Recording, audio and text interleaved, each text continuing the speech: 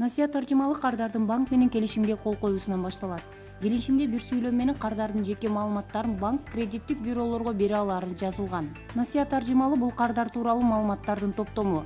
Анда кардардын келишимдеги милдеттемелерин канчалык жоопкерчиликтүү аткаргандыгы жазылып, атайын мекемеде сакталат. Мындай мекеме Кыргызстанда бирөө гана. Насыя боюнча маалыматтарды колдонуучулардын ассоциациясы же мурдагы Ишеним кредит бюросунун архивинде 2 миллион кишиге маалымат топтолгон. Ал маалыматтар 23 коммерциялык банктан, 66 микрокредиттик уюмдан жана 25 кредиттик союздан келип түшөт. Айрым маалыматтар боюнча таза же оң көрүнүштөгү таржымал терс насыя таржымалына караганда азыраак мөөнөткө сакталат. Кредитная информация, она не служит основанием отказа, да?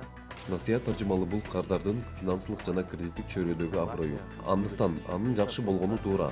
Албетте, бул кредит алууда негизги көрсөткүч эмес. Анткени менен банктар үчүн кредит берүүдө сөзсүз көңүл бөлүүчү жагдай. Айтмакчы, насыя таржымалы насыя алган кишиге гана эмес, ага кепил болгон кишиге дагы түзүлөт.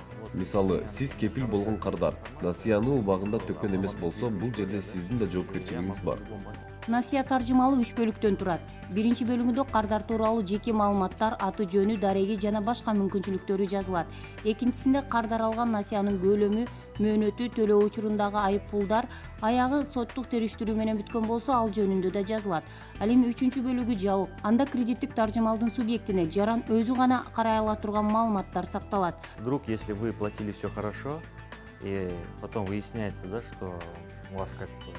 Насыя тарыхын оңдосо болот. Анын үстүндө биринчи насыя алган тажрыйбасыздыктан айрымдар көп ката кетирип алышат. Андыктан кийинки насыяда эч бир ката кетирбей, келишимдеги милдеттерди так аткарып, жоопкерчиликтүү кардарлардын катарына кирсе болот. Айтмакчы, ар бир кардар өзүнүн насыя таржымалы менен тааныша алат жана эгер андагы маалыматтар туура эмес деп тапса, аны өзгөртө да алат. Ал үчүн биринчи маалыматты жөнөткөн банкка, болбосо сотко кайрылуу керек.